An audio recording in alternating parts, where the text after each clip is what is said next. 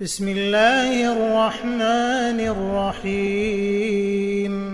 ألف لام ميم ذلك الكتاب لا ريب فيه هدى للمتقين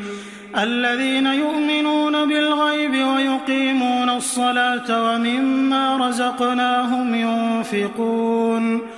والذين يؤمنون بما أنزل إليك وما أنزل من قبلك وبالآخرة هم يوقنون أولئك على هدى من ربهم وأولئك هم المفلحون إن الذين كفروا سواء عليهم أأنذرتهم أم لم تنذرهم لا يؤمنون ختم الله على قلوبهم وعلى سمعهم وعلى أبصارهم غشاوة ولهم عذاب عظيم ومن الناس من يقول آمنا بالله وباليوم الآخر وما هم بمؤمنين يخادعون الله والذين آمنوا وما يخدعون إلا أنفسهم وما يشعرون في قلوبهم مرض فزادهم الله مرضا ولهم عذاب أليم بما كانوا يكذبون وإذا قيل لهم لا تفسدوا في الأرض قالوا إنما نحن مصلحون ألا إنهم هم المفسدون ولكن لا يشعرون وإذا قيل لهم آمنوا كما آمن الناس قالوا أنؤمن كما آمن السفهاء ألا إنهم هم السفهاء ولكن لا يعلمون وإذا لقوا الذين آمنوا قالوا آمنا وإذا خلوا إلى شياطينهم قالوا إنا معكم إنما نحن مستهزئون الله يستهزئ بهم ويمدهم في طغيانهم يعمهون أولئك الذين اشتروا الضلالة بالهدى فما ربحت تجارتهم وما كانوا مهتدين مثلهم كمثل الذي استوقد نارا فلما أضاءت ما حوله ذهب الله بنورهم وتركهم في ظلمات لا يبصرون صم بكم عمي فهم لا يرجعون أو كصيب من السماء فيه ظلمات ورعد وبرق يجعلون أصابعهم في آذانهم من الصواعق حذر الموت والله محيط بالكافرين يكاد البرق يخطف أبصارهم كلما أضاء لهم مشوا فيه وإذا أظلم عليهم قاموا ولو شاء الله لذهب بسمعهم وأبصارهم إن الله على كل شيء قدير يا أيها الناس اعبدوا ربكم الذي خلقكم والذين من قبلكم لعلكم تتقون الذي جعل لكم الأرض فراشا والسماء بناء وأنزل من السماء ماء فأخرج به من الثمرات رزقا لكم فلا تجعلوا لله أندادا وأنتم تعلمون وإن كنتم في ريب مما نزلنا على عبدنا فأتوا بسورة من مثله وادعوا شهداءكم من دون الله إن كنتم صادقين فإن لم تفعلوا ولن تفعلوا فاتقوا النار التي وقودها الناس والحجارة أعدت للكافرين وبشر الذين آمنوا وعملوا الصالحات أن لهم جنات تجري من تحتها الأنهار كلما رزقوا منها من ثمرة رزقا قالوا هذا الذي رزقنا من قبل وأتوا به متشابها ولهم فيها أزواج مطهرة وهم فيها خالدون إن الله لا يستحيي أن يضرب مثلا ما بعوضة فما فوقها فأما الذين آمنوا فيعلمون أنه الحق من ربهم وأما الذين كفروا فيقولون ماذا أراد الله بهذا مثلا يضل به كثيرا ويهدي به كثيرا وما يضل به إلا الفاسقين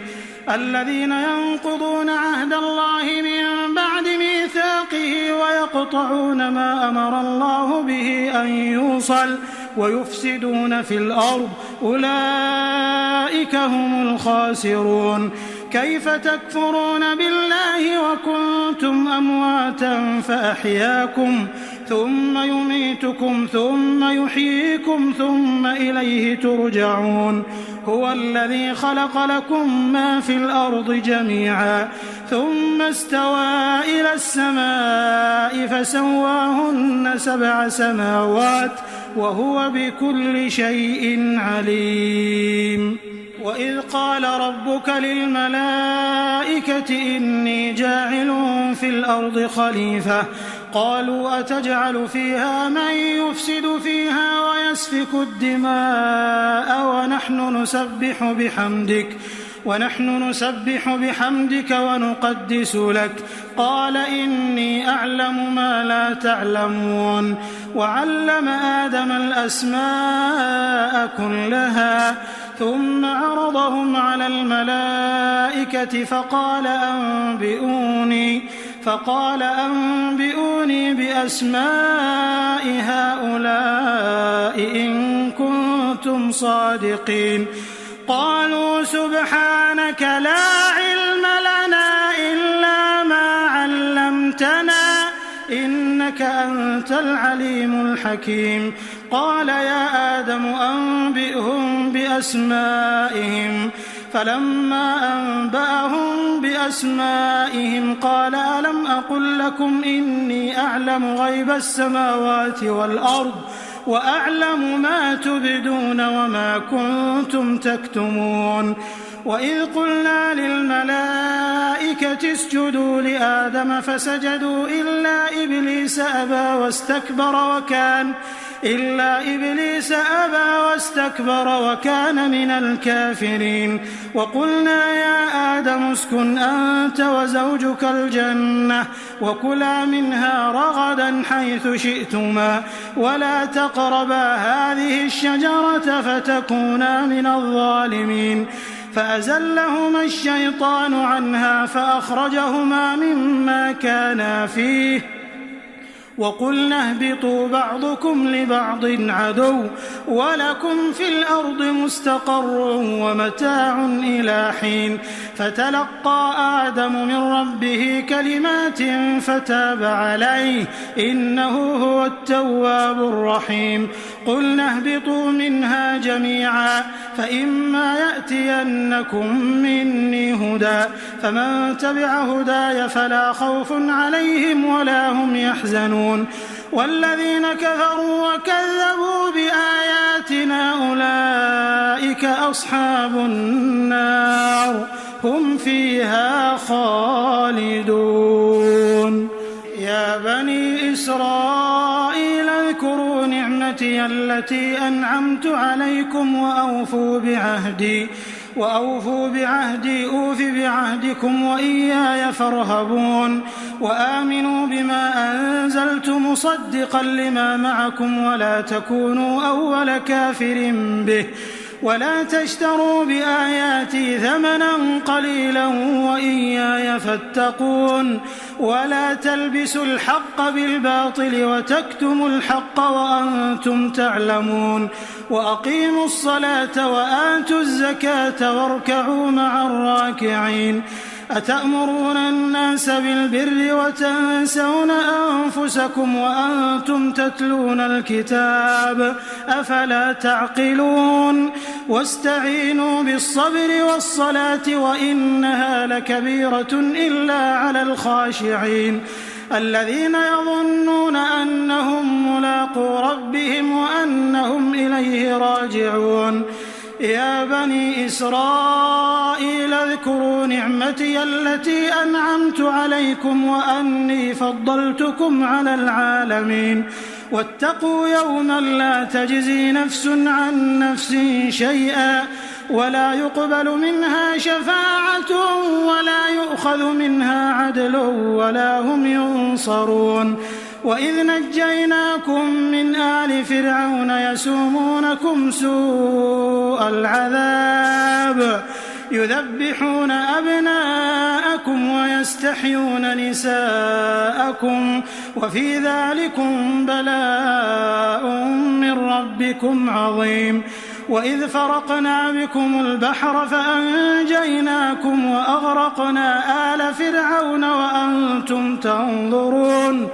وإذ واعدنا موسى 40 ليلة ثم اتخذتم العجل من بعده وأنتم ظالمون ثم عفونا عنكم من بعد ذلك لعلكم تشكرون وإذ آتينا موسى الكتاب والفرقان لعلكم تهتدون وإذ قال موسى لقومه يا قوم إنكم ظلمتم أنفسكم باتخاذكم العجل فتوبوا إلى بارئكم فاقتلوا أنفسكم ذلكم خير لكم عند بارئكم فتاب عليكم إنه هو التواب الرحيم وإذ قلتم يا موسى لن نؤمن لك حتى نرى الله جهرة فأخذتكم الصاعقة وأنتم تنظرون ثم بعثناكم من بعد موتكم لعلكم تشكرون وظللنا عليكم الغمام وأنزلنا عليكم المن والسلوى كلوا من طيبات ما رزقناكم وما ظلمونا ولكن كانوا أنفسهم يظلمون وإذ قلنا ادخلوا هذه القرية فكلوا منها حيث شئتم رغدا وادخلوا الباب سجدا وقولوا حطة نغفر لكم خطاياكم وسنزيد المحسنين فبدل الذين ظلموا قولا غير الذي قيل لهم فأنزلنا على الذين ظلموا رجزا من السماء بما كانوا يفسقون وإذ استسقى موسى لقومه فقلنا اضرب بعصاك الحجر فانفجرت منه 12 عينا قد علم كل أناس مشربهم كلوا واشربوا من رزق الله ولا تعثوا في الأرض مفسدين وإذ قلتم يا موسى لن نصبر على طعام واحد فادع لنا ربك يخرج لنا مما تنبت الأرض من بقلها وقثائها وفومها وعدسها وبصلها قال أتستبدلون الذي هو أدنى بالذي هو خير اهبطوا مصرا فإن لكم ما سألتم وضربت عليهم الذلة والمسكنة وباءوا بغضب من الله ذلك بأنهم كانوا يكفرون بآيات الله ويقتلون النبيين بغير الحق ذلك بما عصوا وكانوا يعتدون إن الذين آمنوا والذين هادوا والنصارى والصابئين من آمن بالله واليوم الآخر وعمل صالحا فلهم أجرهم عند ربهم ولا خوف عليهم ولا هم يحزنون وإذ أخذنا ميثاقكم ورفعنا فوقكم الطور خذوا ما آتيناكم واذكروا ما فيه لعلكم تتقون ثم توليتم من بعد ذلك فلولا فضل الله عليكم ورحمته لكنتم من الخاسرين ولقد علمتم الذين اعتدوا منكم في السبت فقلنا لهم كونوا قردة خاسئين فجعلناها نكالا لما بين يديها وما خلفها وموعظة للمتقين. وإذ قال موسى لقومه إن الله يأمركم أن تذبحوا بقرة قالوا أتتخذنا هزوا قال أعوذ بالله أن أكون من الجاهلين قالوا ادع لنا ربك يبين لنا ما هي قال إنه يقول إنها بقرة لا فارض ولا بكر عوان بين ذلك فافعلوا ما تؤمرون قالوا ادع لنا ربك يبين لنا ما لونها قال إنه يقول إنها بقرة صفراء فاقع لونها تسر الناظرين قالوا ادع لنا ربك يبين لنا ما هي إن البقرة شابه علينا وإنا إن شاء الله لمهتدون قال إنه يقول إنها بقرة لا ذلول تثير الأرض ولا تسقي الحرث مسلمة لا شية فيها قالوا الآن جئت بالحق فذبحوها وما كادوا يفعلون وإذ قتلتم نفسا فادارأتم فيها والله مخرج ما كنتم تكتمون فقلنا اضربوه ببعضها كذلك يحيي الله الموتى ويريكم آياته لعلكم تعقلون ثم قست قلوبكم من بعد ذلك فهي كالحجارة أو أشد قسوة وإن من الحجارة لما يتفجر منه الأنهار وإن منها لما يشقق فيخرج منه الماء وإن منها لما يهبط من خشية الله وما الله بغافل عما تعملون أفتطمعون أن يؤمنوا لكم وقد كان فريق منهم يسمعون كلام الله ثم يحرفونه من بعد ما عقلوه وهم يعلمون وإذا لقوا الذين آمنوا قالوا آمنا وإذا خلا بعضهم إلى بعض قالوا أتحدثونهم بما فتح الله عليكم ليحاجوكم به عند ربكم أفلا تعقلون أولا يعلمون أن الله يعلم ما يسرون وما يعلنون ومنهم أميون لا يعلمون الكتاب إلا أماني وإن هم إلا يظنون فويل للذين يكتبون الكتاب بأيديهم ثم يقولون هذا من عند الله ليشتروا به ثمنا قليلا فويل لهم مما كتبت أيديهم وويل لهم مما يكسبون وقالوا لن تمسنا النار إلا أياما معدودة قل أتخذتم عند الله عهدا فلن يخلف الله عهده أم تقولون على الله ما لا تعلمون بلى من كسب سيئة وأحاطت به خطيئته فأولئك أصحاب النار هم فيها خالدون والذين آمنوا وعملوا الصالحات أولئك أصحاب الجنة هم فيها خالدون وإذ أخذنا ميثاق بني إسرائيل لا تعبدون إلا الله وبالوالدين إحسانا وبالوالدين إحسانا وذي القربى واليتامى والمساكين وقولوا للناس حسنا وأقيموا الصلاة وآتوا الزكاة ثم توليتم إلا قليلا منكم وأنتم معرضون وإذ أخذنا ميثاقكم لا تسفكون دماءكم ولا تخرجون أنفسكم من دياركم ثم أقررتم وأنتم تشهدون ثم أنتم هؤلاء تقتلون أنفسكم وتخرجون فريقا منكم من ديارهم تظاهرون عليهم بالإثم والعدوان وإن يأتوكم أسارى تفادوهم وهو محرم عليكم إخراجهم أفتؤمنون ببعض الكتاب وتكفرون ببعض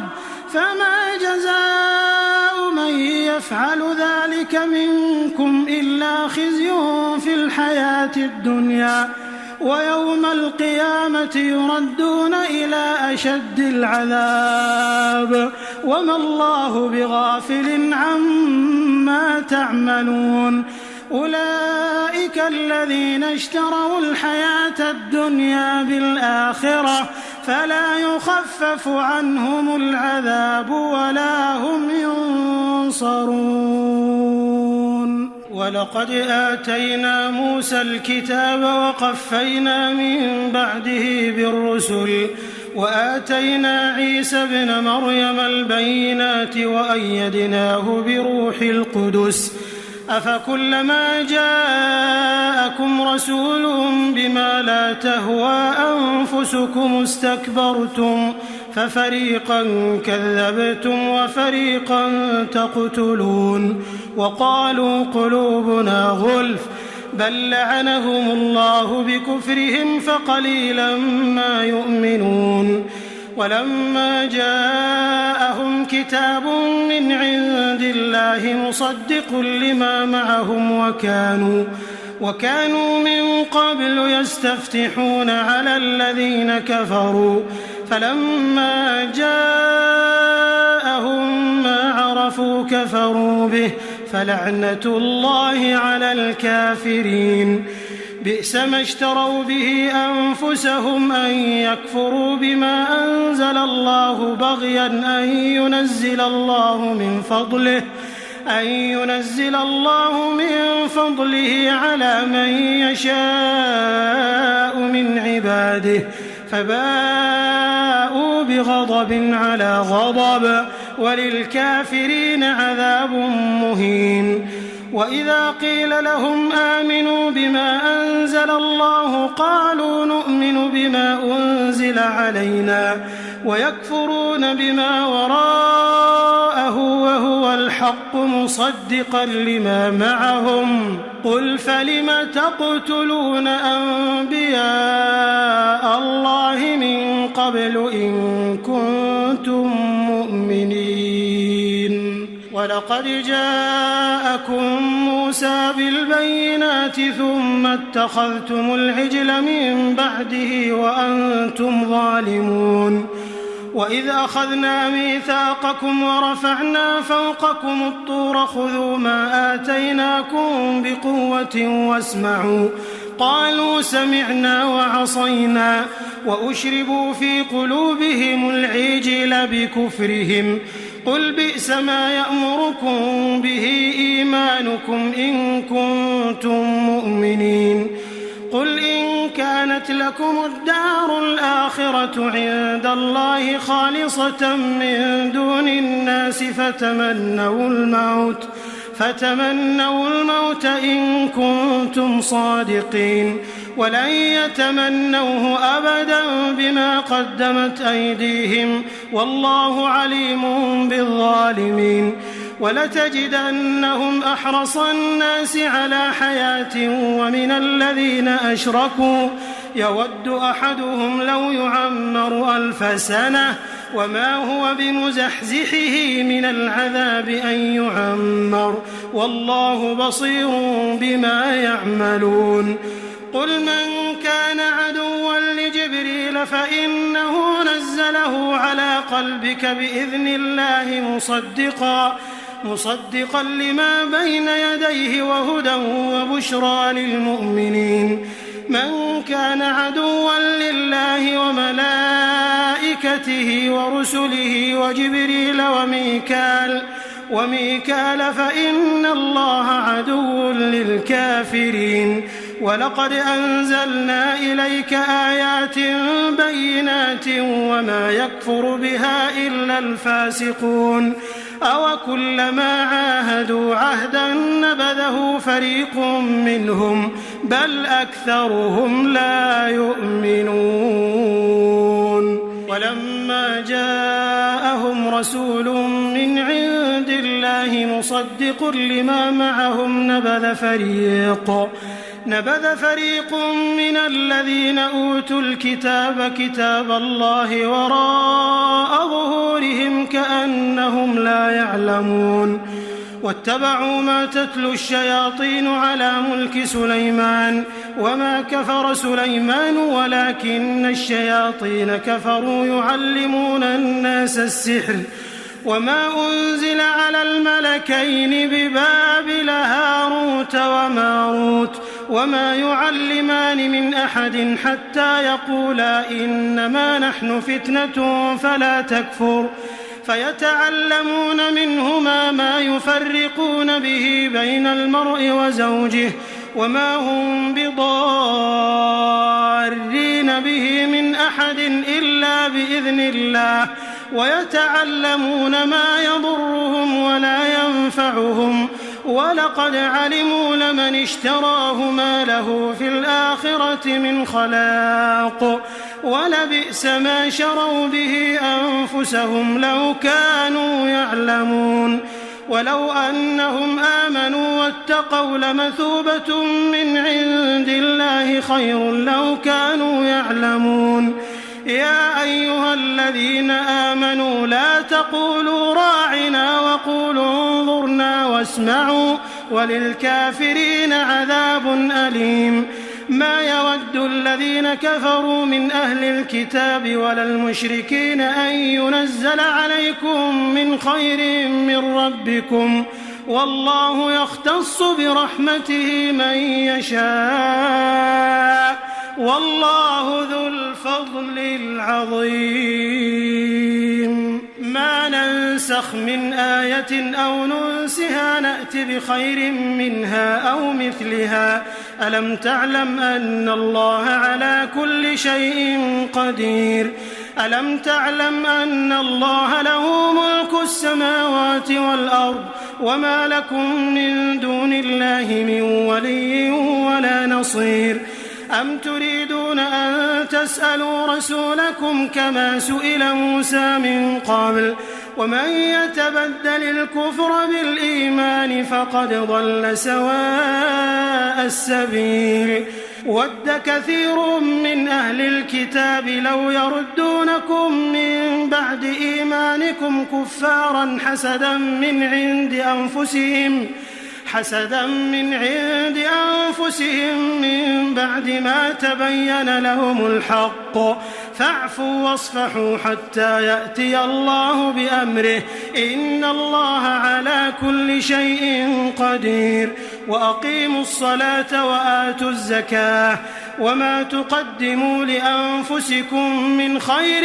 تجدوه عند الله إن الله بما تعملون بصير. وقالوا لن يدخل الجنة إلا من كان هودا أو نصارى تلك أمانيهم قل هاتوا برهانكم إن كنتم صادقين. بلى من أسلم وجهه لله وهو محسن فله أجره عند ربه ولا خوف عليهم ولا هم يحزنون. وقالت اليهود ليست النصارى ليست اليهود على شيء وهم يتلون الكتاب كذلك قال الذين لا يعلمون مثل قولهم فالله يحكم بينهم يوم القيامة فيما كانوا فيه يختلفون ومن أظلم ممن منع مساجد الله أن يذكر فيها اسمه وسعى في خرابها أولئك ما كان لهم أن يدخلوها إلا خائفين لهم في الدنيا خزي ولهم في الآخرة عذاب عظيم ولله المشرق والمغرب فأينما تولوا فثم وجه الله إن الله واسع عليم وقالوا اتخذ الله ولدا سبحانه بل له ما في السماوات والأرض كل له قانتون بديع السماوات والأرض وإذا قضى أمرا فإنما يقول له كن فيكون وقال الذين لا يعلمون لولا يكلمنا الله أو تأتينا آية كذلك قال الذين من قبلهم مثل قولهم تشابهت قلوبهم قد بينا الآيات لقوم يوقنون إنا أرسلناك بالحق بشيرا ونذيرا ولا تسأل عن أصحاب الجحيم ولن ترضى عنك اليهود ولا النصارى حتى تتبع ملتهم قل إن هدى الله هو الهدى ولئن اتبعت أهواءهم بعد الذي جاءك من العلم ما لك من الله من ولي ولا نصير الذين آتيناهم الكتاب يتلونه حق تلاوته أولئك يؤمنون به ومن يكفر به فأولئك هم الخاسرون يا بني إسرائيل اذكروا نعمتي التي أنعمت عليكم وأني فضلتكم على العالمين واتقوا يوما لا تجزي نفس عن نفس شيئا ولا يقبل منها عدل ولا تنفعها شفاعة ولا هم ينصرون وإذ ابتلى إبراهيم ربه بكلمات فأتمهم قال إني جاعلك للناس إماما قال ومن ذريتي قال لا ينال عهد الظالمين وإذ جعلنا البيت مثابة للناس وأمنا واتخذوا من مقام إبراهيم مصلى وعهدنا إلى إبراهيم وإسماعيل أن طهرا بيتي للطائفين والعاكفين والركع السجود وإذ قال إبراهيم رب اجعل هذا بلدا آمنا وارزق أهله من الثمرات من آمن منهم بالله واليوم الآخر قال ومن كفر فأمتعه قليلا ثم أضطره إلى عذاب النار وبئس المصير وإذ يرفع إبراهيم القواعد من البيت وإسماعيل ربنا تقبل منا إنك أنت السميع العليم ربنا واجعلنا مسلمين لك ومن ذريتنا أمة مسلمة لك وأرنا مناسكنا وتب علينا إنك أنت التواب الرحيم ربنا وابعث فيهم رسولا منهم يتلو عليهم آياتك ويعلمهم الكتاب والحكمة ويزكيهم إنك أنت العزيز الحكيم ومن يرغب عن ملة إبراهيم إلا من سفه نفسه ولقد اصطفيناه في الدنيا وإنه في الآخرة لمن الصالحين إذ قال له ربه أسلم قال أسلمت لرب العالمين ووصى بها إبراهيم بنيه ويعقوب يا بني إن الله اصطفى لكم الدين فلا تموتن إلا وأنتم مسلمون أم كنتم شهداء إذ حضر يعقوب الموت إذ قال لبنيه ما تعبدون من بعدي قالوا نعبد إلهك وإله آبائك إبراهيم وإسماعيل وإسحاق إلها واحدا ونحن له مسلمون تلك أمة قد خلت لها ما كسبت ولكم ما كسبتم ولا تسألون عما كانوا يعملون وقالوا كونوا هودا أو نصارى تهتدوا قل بل ملة إبراهيم حنيفا وما كان من المشركين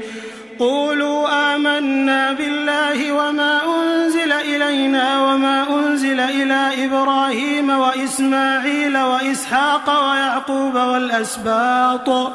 وما أوتي موسى وعيسى وما أوتي النبيون من ربهم لا نفرق بين أحد منهم ونحن له مسلمون فإن آمنوا بمثل ما آمنتم به فقد اهتدوا وإن تولوا فإنما هم في شقاق فسيكفيكهم الله وهو السميع العليم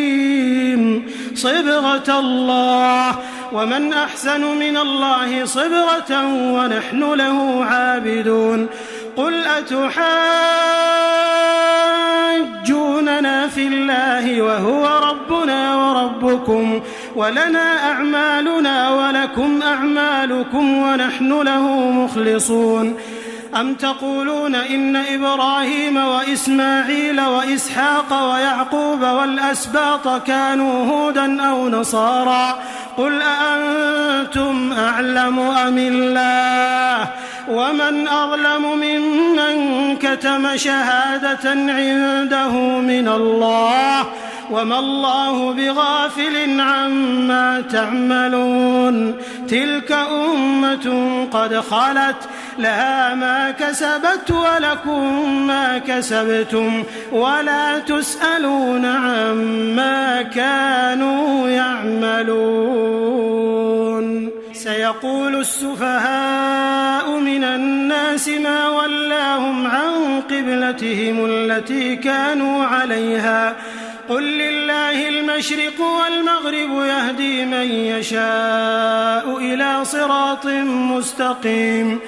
وكذلك جعلناكم أمة وسطا لتكونوا شهداء على الناس ويكون الرسول عليكم شهيدا وما جعلنا القبلة التي كنت عليها إلا لنعلم من يتبع الرسول ممن ينقلب على عقبيه وإن كانت لكبيرة إلا على الذين هدى الله وما كان الله ليضيع إيمانكم إن الله بالناس لرؤوف رحيم قد نرى تقلب وجهك في السماء فلنولينك قبلة ترضاها فول وجهك شطر المسجد الحرام وحيث ما كنتم فولوا وجوهكم شطره وإن الذين أوتوا الكتاب ليعلمون أنه الحق من ربهم وما الله بغافل عما يعملون ولئن أتيت الذين أوتوا الكتاب بكل آية ما تبعوا قبلتك وما أنت بتابع قبلتهم وما بعضهم بتابع قبلة بعض ولئن اتبعت أهواءهم من بعد ما جاءك من العلم إنك إذا لمن الظالمين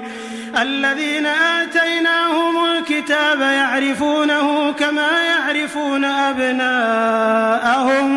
وإن فريقا منهم ليكتمون الحق وهم يعلمون الحق من ربك فلا تكونن من الممترين ولكل وجهة هو موليها فاستبقوا الخيرات أينما تكونوا يأت بكم الله جميعا إن الله على كل شيء قدير ومن حيث خرجت فول وجهك شطر المسجد الحرام وإنه للحق من ربك وما الله بغافل عما تعملون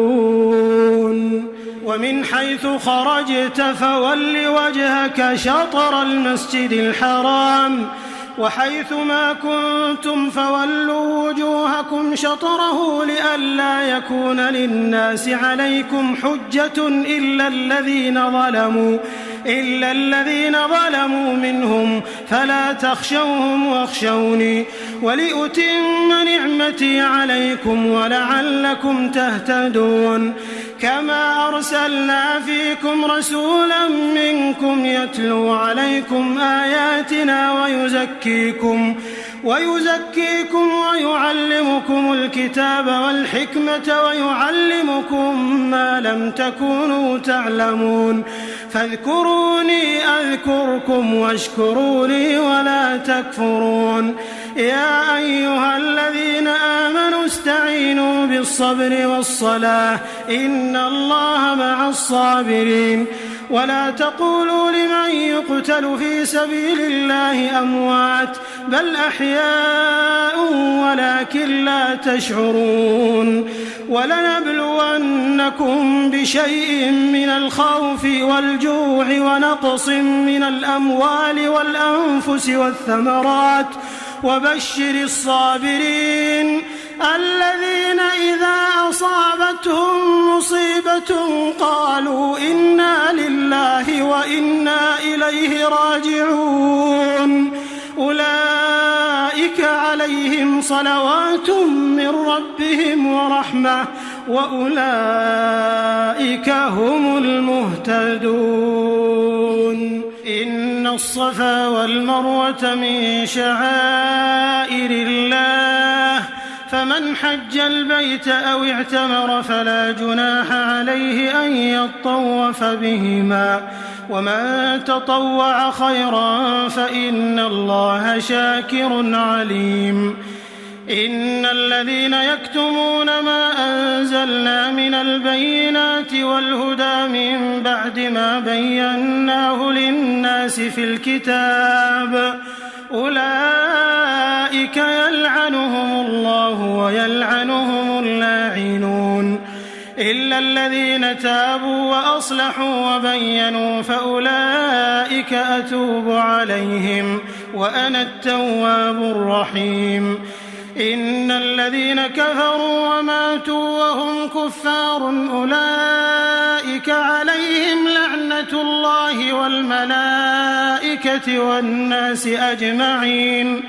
خالدين فيها لا يخفف عنهم العذاب ولا هم ينظرون وإلهكم إله واحد لا إله إلا هو الرحمن الرحيم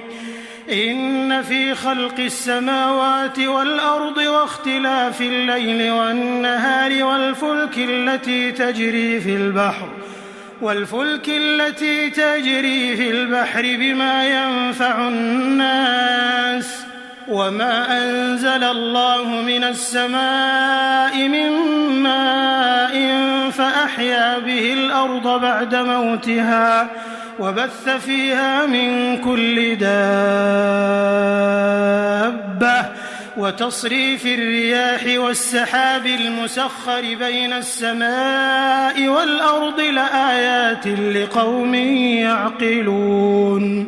ومن الناس من يتخذ من دون الله أندادا يحبونهم كحب الله والذين آمنوا أشد حبا لله ولو يرى الذين ظلموا إذ يرون العذاب أن القوة لله جميعا وأن الله شديد العذاب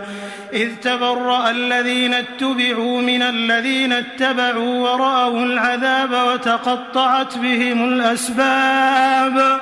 وقال الذين اتبعوا لو أن لنا كرة فنتبرأ منهم كما تبرأوا منا كذلك يريهم الله أعمالهم حسرات عليهم وما هم بخارجين من النار. يا أيها الناس كلوا مما في الأرض حلالا طيبا ولا تتبعوا خطوات الشيطان إنه لكم عدو مبين. إنما يأمركم بالسوء والفحشاء وأن تقولوا على الله ما لا تعلمون. وإذا قيل لهم اتبعوا ما أنزل الله قالوا بل نتبع ما ألفينا عليه آباءنا أولو كان آباؤهم لا يعقلون شيئا ولا يهتدون. ومثل الذين كفروا كمثل الذي ينعق بما لا يسمع إلا دعاء ونداء صم بكم عمي فهم لا يعقلون. يا أيها الذين آمنوا كلوا من طيبات ما رزقناكم واشكروا لله إن كنتم إياه تعبدون. إنما حرم عليكم الميتة والدم ولحم الخنزير وما أهل به لغير الله فمن اضطر غير باغ ولا عاد فلا إثم عليه إن الله غفور رحيم. إن الذين يكتمون ما أنزل الله من الكتاب ويشترون به ثمنا قليلا أولئك ما يأكلون في بطونهم إلا النار ولا يكلمهم الله يوم القيامة ولا يزكيهم ولهم عذاب أليم. أولئك الذين اشتروا الضلالة بالهدى والعذاب بالمغفرة فما أصبرهم على النار ذلك بأن الله نزل الكتاب بالحق وإن الذين اختلفوا في الكتاب لفي شقاق بعيد. ليس البر أن تولوا وجوهكم قبل المشرق والمغرب ولكن البر من آمن بالله واليوم الآخر والملائكة والكتاب والنبيين وآتى المال على حبه ذوي القربى واليتامى والمساكين وابن السبيل والسائلين وفي الرقاب وأقام الصلاة وآتى الزكاة والموفون بعهدهم إذا عاهدوا والصابرين في البأساء والضراء وحين البأس أولئك الذين صدقوا وأولئك هم المتقون. يا أيها الذين آمنوا كتب عليكم القصاص في القتلى الحر بالحر والعبد بالعبد والأنثى بالأنثى فمن عفي له من أخيه شيء فاتباع بالمعروف وأداء إليه بإحسان ذلك تخفيف من ربكم ورحمة فمن اعتدى بعد ذلك فله عذاب أليم. ولكم في القصاص حياة يا أولي الألباب لعلكم تتقون. كتب عليكم إذا حضر أحدكم الموت إن ترك خيرا الوصية للوالدين والأقربين بالمعروف حقا على المتقين فمن بدله بعدما سمعه فإنما إثمه على الذين يبدلونه إن الله سميع عليم. فمن خاف من موص جنفا أو إثما فأصلح بينهم فلا إثم عليه إن الله غفور رحيم. يا أيها الذين آمنوا كتب عليكم الصيام كما كتب على الذين من قبلكم لعلكم تتقون أياما معدودات فمن كان منكم مريضا أو على سفر فعدة من أيام أخر وعلى الذين يطيقونه فدية طعام مسكين فمن تطوع خيرا فهو خير له وأن تصوموا خير لكم إن كنتم تعلمون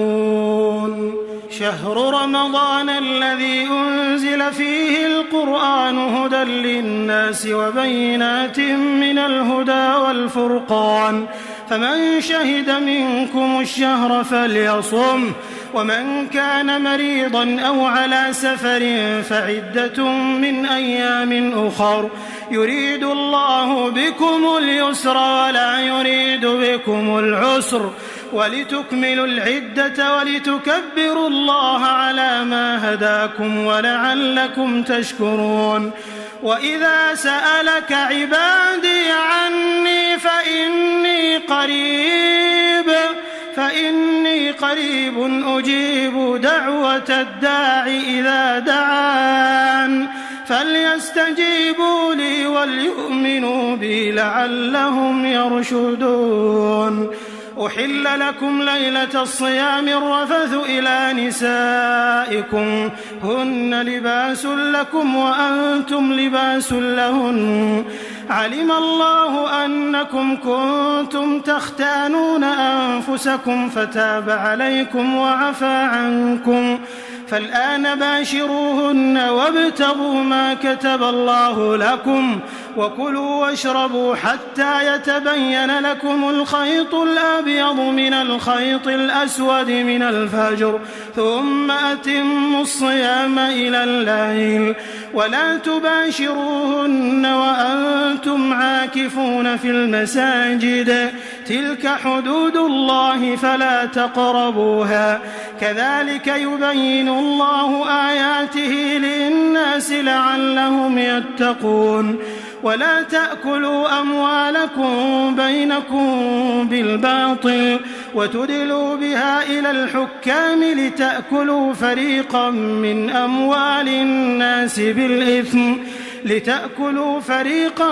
أموال الناس بالإثم وأنتم تعلمون يسألونك عن الأهلة قل هي مواقيت للناس والحج وليس البر بأن تأتوا البيوت من ظهورها ولكن البر من اتقى وأتوا البيوت من أبوابها واتقوا الله لعلكم تفلحون وقاتلوا في سبيل الله الذين يقاتلونكم ولا تعتدوا إن الله لا يحب المعتدين وقتلوهم حيث ثقفتموهم وأخرجوهم من حيث أخرجوكم والفتنة أشد من القتل ولا تقاتلوهم عند المسجد الحرام حتى يقاتلوكم فيه فإن قاتلوكم فاقتلوهم كذلك جزاء الكافرين فإن انتهوا فإن الله غفور رحيم وقاتلوهم حتى لا تكون فتنة ويكون الدين لله فإن انتهوا فلا عدوان إلا على الظالمين الشهر الحرام بالشهر الحرام والحرمات قصاص فمن اعتدى عليكم فاعتدوا عليه بمثل ما اعتدى عليكم واتقوا الله واعلموا أن الله مع المتقين وأنفقوا في سبيل الله ولا تلقوا بأيديكم إلى التهلكة وأحسنوا إن الله يحب المحسنين وأتموا الحج والعمرة لله فإن أحصرتم فما استيسر من الهدي ولا تحلقوا رؤوسكم حتى يبلغ الهدي محله فمن كان منكم مريضا أو به أذى من رأسه ففدية من صيام أو صدقة أو نسك فإذا أمنتم فمن تمتع بالعمرة إلى الحج فما استيسر من الهدي فمن لم يجد فصيام 3 أيام في الحج و7 إذا رجعتم تلك 10 كاملة ذلك لمن لم يكن أهله حاضر المسجد الحرام واتقوا الله واعلموا أن الله شديد العقاب الحج أشهر معلومات فمن فرض فيهن الحج فلا رفث ولا فسوق ولا جدال في الحج وما تفعلوا من خير يعلمه الله وتزودوا فإن خير الزاد التقوى واتقون يا أولي الألباب ليس عليكم جناح أن تبتغوا فضلا من ربكم فإذا أفضتم من عرفات فاذكروا الله عند المشعر الحرام واذكروه كما هداكم وإن كنتم من قبله لمن الضالين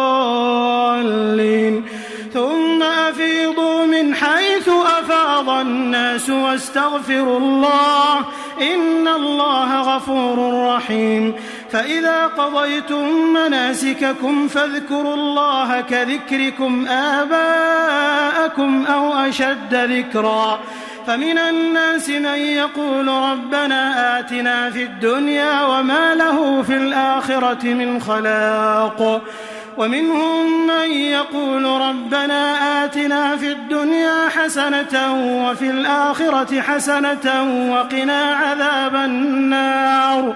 أولئك لهم نصيب مما كسبوا والله سريع الحساب واذكروا الله في أيام معدودات فمن تعجل في يومين فلا إثم عليه ومن تأخر فلا إثم عليه لمن اتقى واتقوا الله واعلموا أنكم إليه تحشرون ومن الناس من يعجبك قوله في الحياة الدنيا ويشهد الله على ما في قلبه وهو ألد الخصام وإذا تولى سعى في الأرض ليفسد فيها ويهلك الحرث والنسل والله لا يحب الفساد وإذا قيل له اتق الله أخذته العزة بالإثم فحسبه جهنم ولبئس المهاد ومن الناس من يشري نفسه ابتغاء مرضات الله والله رؤوف بالعباد يا أيها الذين آمنوا ادخلوا في السلم كافة ولا تتبعوا خطوات الشيطان إنه لكم عدو مبين فإن زللتم من بعد ما جاءتكم البينات فاعلموا أن الله عزيز حكيم هل ينظرون إلا أن يأتيهم الله في ظلل من الغمام والملائكة وقضي الأمر وإلى الله ترجع الأمور سل بني إسرائيل كم آتيناهم من آية بينة ومن يبدل نعمة الله من بعد ما جاءته فإن الله شديد العقاب زين للذين كفروا الحياة الدنيا ويسخرون من الذين آمنوا والذين اتقوا فوقهم يوم القيامة والله يرزق من يشاء بغير حساب كان الناس أمة واحدة فبعث الله النبيين مبشرين ومنذرين وأنزل معهم الكتاب بالحق ليحكم بين الناس فيما اختلفوا فيه وما اختلف فيه إلا الذين أوتوه من بعد ما جاءتهم البينات بغيا بينهم فهدى الله الذين آمنوا لما اختلفوا فيه من الحق بإذنه والله يهدي من يشاء إلى صراط مستقيم. أم حسبتم أن تدخلوا الجنة ولما يأتكم مثل الذين خلوا من قبلكم مستهم البأساء والضراء وزلزلوا حتى يقول الرسول والذين آمنوا معه متى نصر الله ألا إن نصر الله قريب. يسألونك ماذا ينفقون قل ما أنفقتم من خير فللوالدين والأقربين واليتامى والمساكين وابن السبيل وما تفعلوا من خير فإن الله به عليم. كتب عليكم القتال وهو كره لكم وعسى أن تكرهوا شيئا وهو خير لكم وعسى أن تحبوا شيئا وهو شر لكم والله يعلم وأنتم لا تعلمون. يسألونك عن الشهر الحرام قتال فيه قل قتال فيه كبير وصد عن سبيل الله وكفر به والمسجد الحرام وإخراج أهله منه أكبر عند الله والفتنة أكبر من القتل ولا يزالون يقاتلونكم حتى يردوكم عن دينكم إن استطاعوا ومن يرتدد منكم عن دينه فيمت وهو كافر فأولئك حبطت أعمالهم في الدنيا والآخرة وأولئك أصحاب النار هم فيها خالدون. إن الذين آمنوا والذين هاجروا وجاهدوا في سبيل الله أولئك يرجون رحمة الله والله غفور رحيم. يسألونك عن الخمر والميسر قل فيهما إثم كبير ومنافع للناس وإثمهما أكبر من نفعهما ويسألونك ماذا ينفقون قل العفو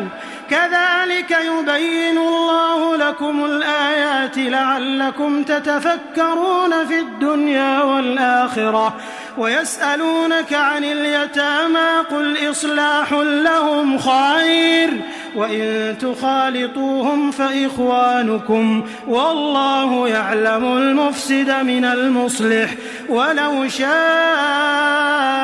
الله لأعنتكم إن الله عزيز حكيم.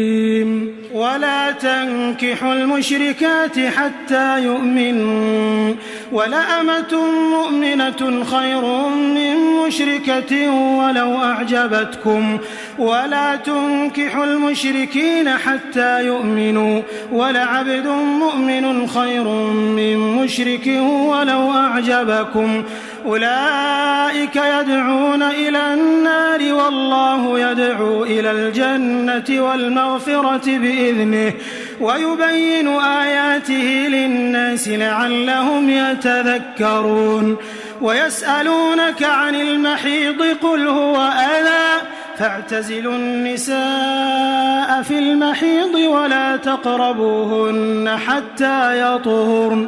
فإذا تطهرن فأتوهن من حيث أمركم الله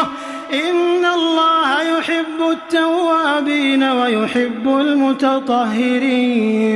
نساؤكم حرث لكم فأتوا حرثكم أنى شئتم وقدموا لأنفسكم واتقوا الله واعلموا أنكم ملاقوه وبشر المؤمنين. ولا تجعلوا الله عرضة لأيمانكم أن تبروا وتتقوا وتصلحوا بين الناس والله سميع عليم. لا يؤاخذكم الله باللغو في أيمانكم ولكن يؤاخذكم بما كسبت قلوبكم والله غفور حليم. للذين يؤلون من نسائهم تربص 4 أشهر فإن فاءوا فإن الله غفور رحيم. وإن عزموا الطلاق فإن الله سميع عليم. والمطلقات يتربصن بأنفسهن 3 قروء ولا يحل لهن أن يكتمن ما خلق الله في أرحامهن إن كن يؤمن بالله واليوم الآخر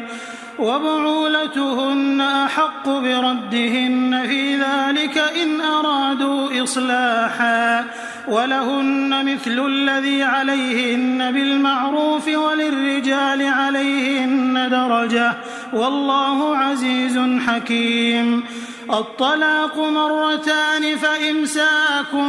بمعروف أو تسريح بإحسان. ولا يحل لكم أن تأخذوا مما آتيتموهن شيئا إلا أن يخافا ألا يقيما حدود الله. فإن خفتم ألا يقيما حدود الله فلا جناح عليهما فيما افتدت به. تلك حدود الله فلا تعتدوها. ومن يتعد حدود الله فأولئك هم الظالمون. فإن طلقها فلا تحل له من بعد حتى تنكح زوجا غيره. فإن طلقها فلا جناح عليهما أن يتراجعا إن ظنا أن يقيما حدود الله. وتلك حدود الله يبينها لقوم يعلمون. وإذا طلقتم النساء فبلغن أجلهن فأمسكوهن بمعروف أو سرحوهن بمعروف ولا تمسكوهن ضرارا لتعتدوا ومن يفعل ذلك فقد ظلم نفسه. ولا تتخذوا آيات الله هزوا واذكروا نعمة الله عليكم وما أنزل عليكم من الكتاب والحكمة يعظكم به واتقوا الله واعلموا أن الله بكل شيء عليم. وإذا طلقتم النساء فبلغن أجلهن فلا تعضلوهن أن ينكحن أزواجهن إذا تراضوا بينهم بالمعروف.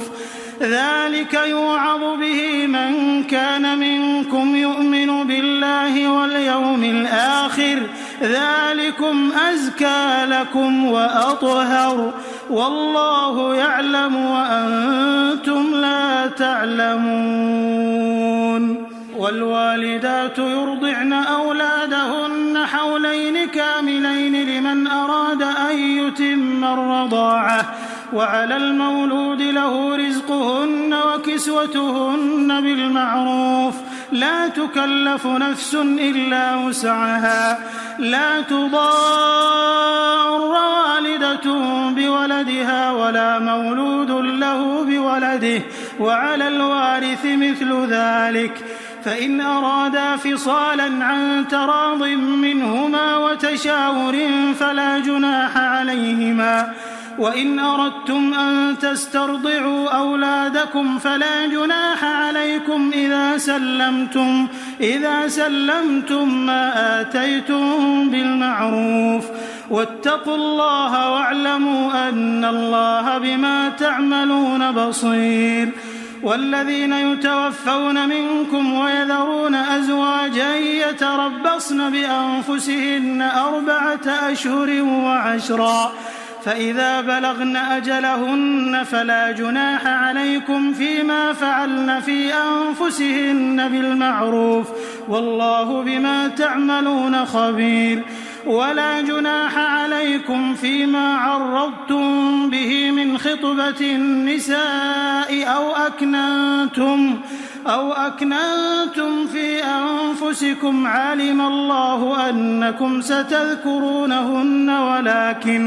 ولكن لا تواعدوهن سرا إلا أن تقولوا قولا معروفا ولا تعزموا عقدة النكاح حتى يبلغ الكتاب أجله واعلموا أن الله يعلم ما في أنفسكم فاحذروه واعلموا أن الله غفور حليم لا جناح عليكم إن طلقتم النساء ما لم تمسوهن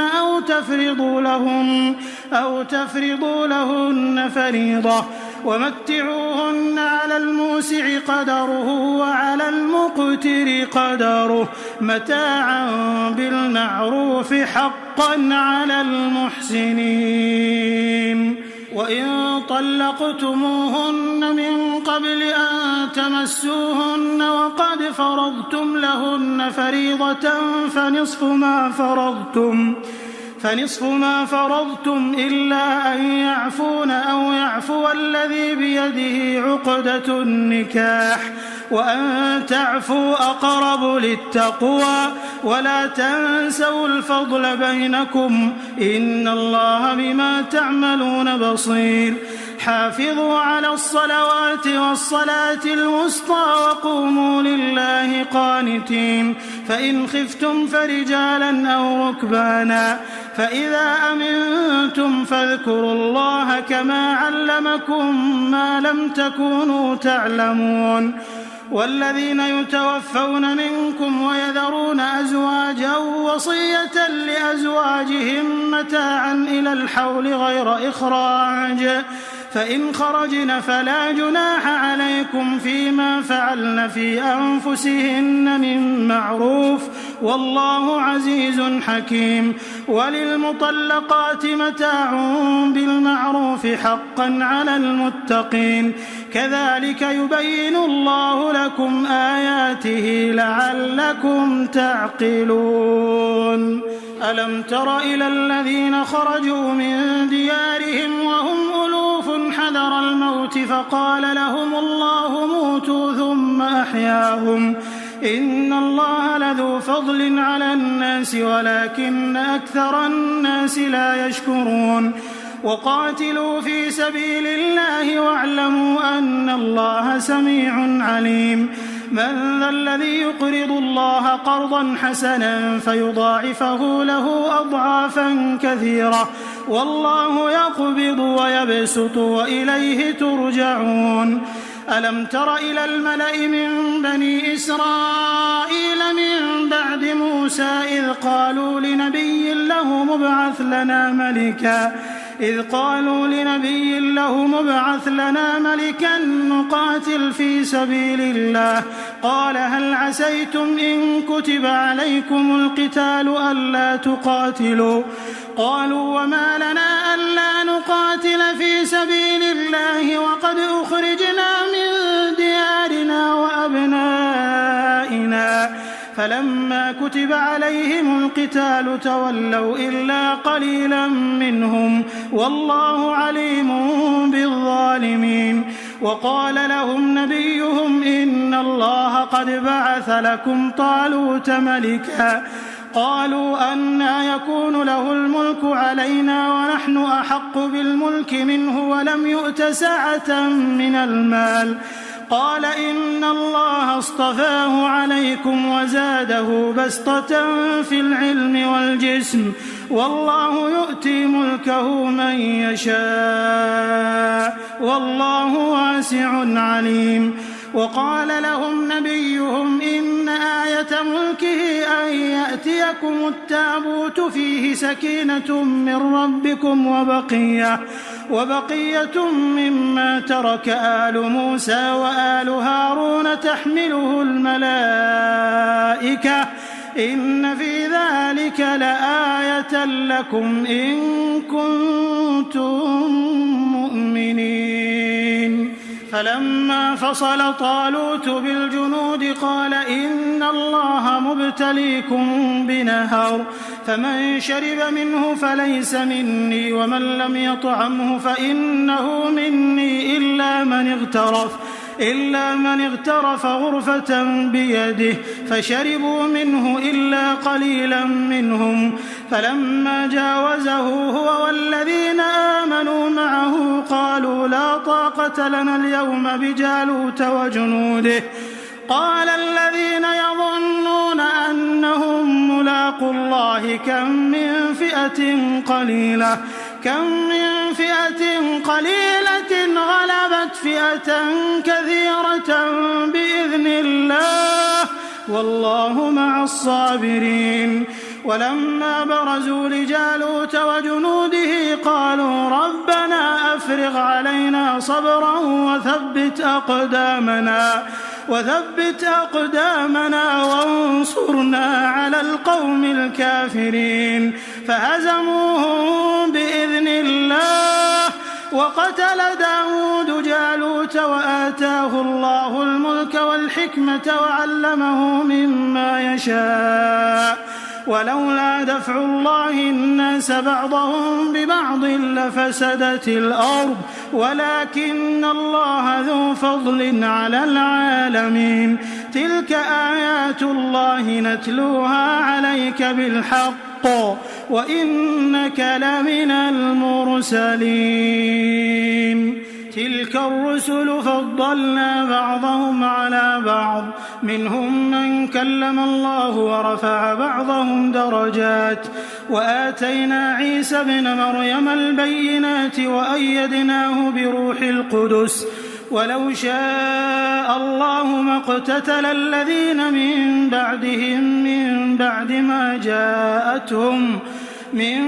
ما جاءتهم البينات ولكن اختلفوا فمنهم من آمن ومنهم من كفر ولو شاء الله ما اقتتلوا ولكن الله يفعل ما يريد. يا أيها الذين آمنوا أنفقوا مما رزقناكم من قبل أن يأتي يوم لا بيع فيه ولا خلة ولا شفاعة والكافرون هم الظالمون. الله لا إله إلا هو الحي القيوم لا تأخذه سنة ولا نوم له ما في السماوات وما في الأرض. من ذا الذي يشفع عنده إلا بإذنه يعلم ما بين أيديهم وما خلفهم ولا يحيطون بشيء من علمه إلا بما شاء وسع كرسيه السماوات والأرض ولا يؤوده حفظهما وهو العلي العظيم. لا إكراه في الدين قد تبين الرشد من الغي فمن يكفر بالطاغوت ويؤمن بالله فقد استمسك بالعروة الوثقى لا انفصام لها والله سميع عليم. الله ولي الذين آمنوا يخرجهم من الظلمات إلى النور والذين كفروا أولياؤهم الطاغوت يخرجونهم من النور إلى الظلمات أولئك أصحاب النار هم فيها خالدون. ألم تر إلى الذي حاج إبراهيم في ربه أن آتاه الله الملك إذ قال إبراهيم ربي الذي يحيي ويميت قال أنا أحيي وأميت قال إبراهيم فإن الله يأتي بالشمس من المشرق فأت بها من المغرب فبهت الذي كفر والله لا يهدي القوم الظالمين. أو كالذي مر على قرية وهي خاوية على عروشها قال أنى يحيي هذه الله بعد موتها فأماته الله 100 عام ثم بعثه قال كم لبثت قال لبثت يوما أو بعض يوم قال بل لبثت 100 عام فانظر إلى طعامك وشرابك لم يتسنه وانظر إلى حمارك ولنجعلك آية للناس وانظر إلى العظام كيف ننشزها ثم نكسوها لحما فلما تبين له قال أعلم أن الله على كل شيء قدير وإذ قال إبراهيم رب أرني كيف تحيي الموتى قال أولم تؤمن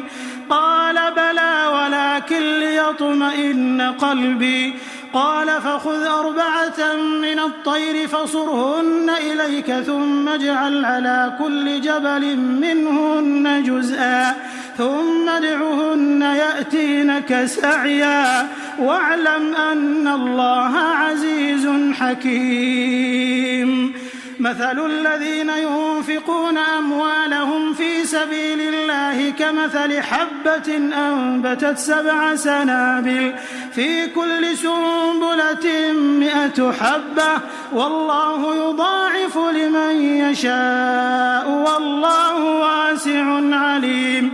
الذين ينفقون أموالهم في سبيل الله ثم لا يتبعون ما أنفقوا منا ولا أذى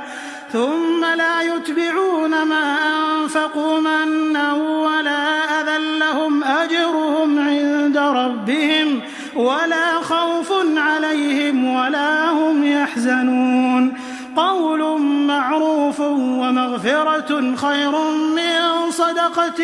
يتبعها أذى والله غني حليم يا أيها الذين آمنوا لا تبطلوا صدقاتكم بالمن والأذى كالذي ينفق ماله رئاء الناس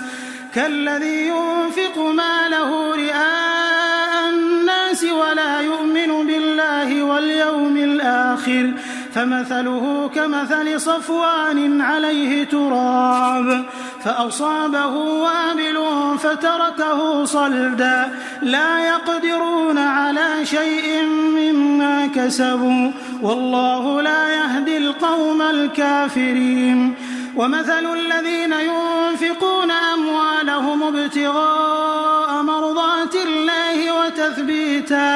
وتثبيتا من أنفسهم كمثل جنة بربوة أصابها وابل فآتت أكلها ضعفين فإن لم يصبها وابل فطل والله بما تعملون بصير أيود أحدكم أن تكون له جنة من نخيل وأعناب تجري من تحتها الأنهار له فيها من كل الثمرات وأصابه الكبر وله ذرية ضعفاء فأصابها إعصار فيه نار فاحترقت كذلك يبين الله لكم الآيات لعلكم تتفكرون يا أيها الذين آمنوا أنفقوا من طيبات ما كسبتم ومما أخرجنا لكم من الأرض ولا تيمموا الخبيث منه تنفقون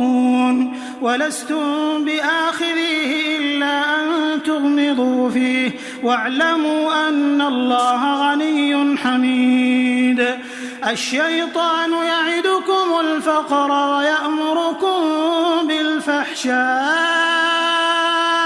والله يعدكم مغفرة منه وفضلا والله واسع عليم يؤتي الحكمة من يشاء ومن يؤت الحكمة فقد أوتي خيرا كثيرا وما يذكر إلا أولو الألباب وما أنفقتم من نفقة أو نذرتم من نذر فإن الله يعلمه وما للظالمين من أنصار إن تبدوا الصدقات فنعما هي وإن تخفوها وتؤتوها الفقراء فهو خير لكم ويكفر عنكم من سيئاتكم والله بما تعملون خبير.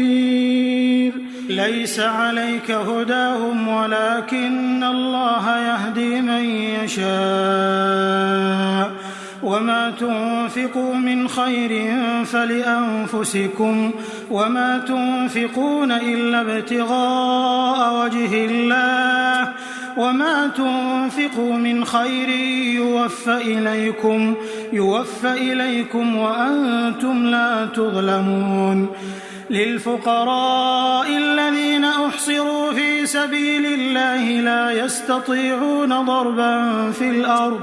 يحسبهم الجاهل أغنياء من التعفف تعرفهم بسيماهم لا يسألون الناس إلحافا وما تنفقوا من خير فإن الله به عليم. الذين ينفقون أموالهم بالليل والنهار سرا وعلانية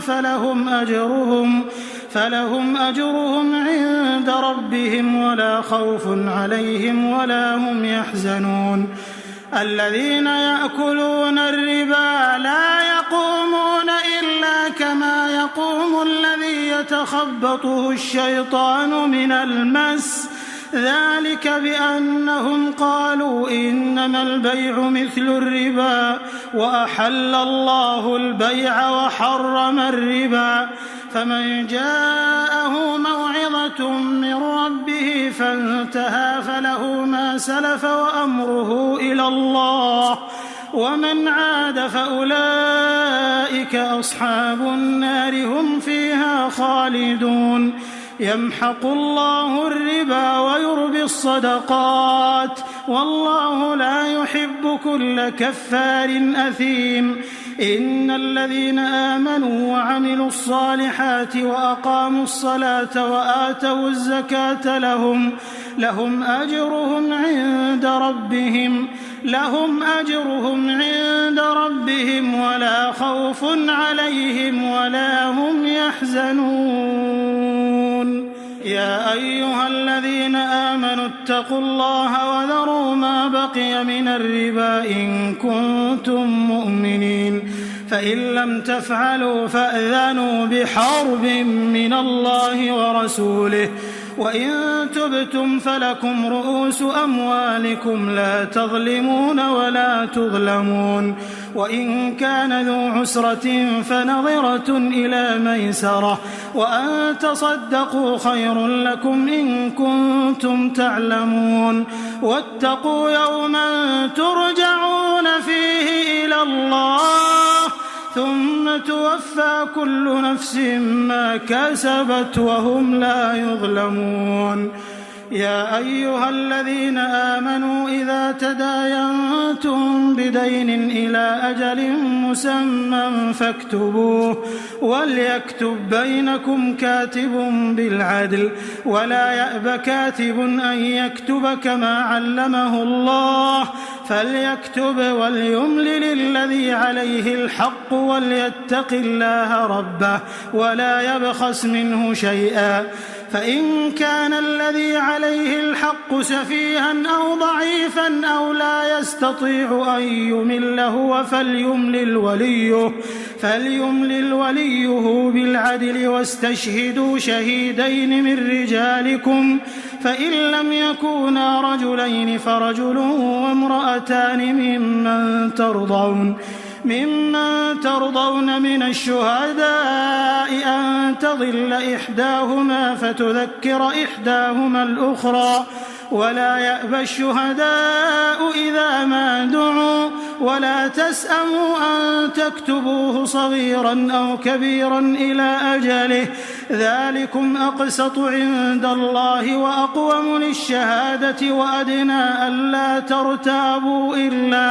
إلا أن تكون تجارة حاضرة تديرونها بينكم فليس عليكم جناح ألا تكتبوها وأشهدوا إذا تبايعتم ولا يضار كاتب ولا شهيد وإن تفعلوا فإنه فسوق بكم واتقوا الله ويعلمكم الله والله بكل شيء عليم. وإن كنتم على سفر ولم تجدوا كاتبا فرهان مقبوضة فإن أمن بعضكم بعضا فليؤد الذي ائتمن أمانته وليتق الله ربه ولا تكتموا الشهادة ومن يكتمها فإنه آثم قلبه والله بما تعملون عليم. لله ما في السماوات وما في الأرض وإن تبدوا ما في أنفسكم أو تخفوه يحاسبكم به الله فيغفر لمن يشاء ويعذب من يشاء والله على كل شيء قدير. آمن الرسول بما أنزل إليه من ربه والمؤمنون كل آمن بالله وملائكته وكتبه ورسله لا نفرق بين أحد من رسله وقالوا سمعنا وأطعنا غفرانك ربنا وإليك المصير. لا يكلف الله نفسا إلا وسعها لها ما كسبت وعليها ما اكتسبت ربنا لا تؤاخذنا إن نسينا أو أخطأنا ربنا ولا تحمل علينا إصرا كما حملته على الذين من قبلنا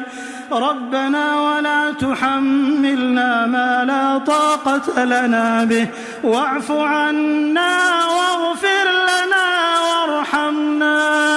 أنت مولانا فانصرنا على القوم الكافرين.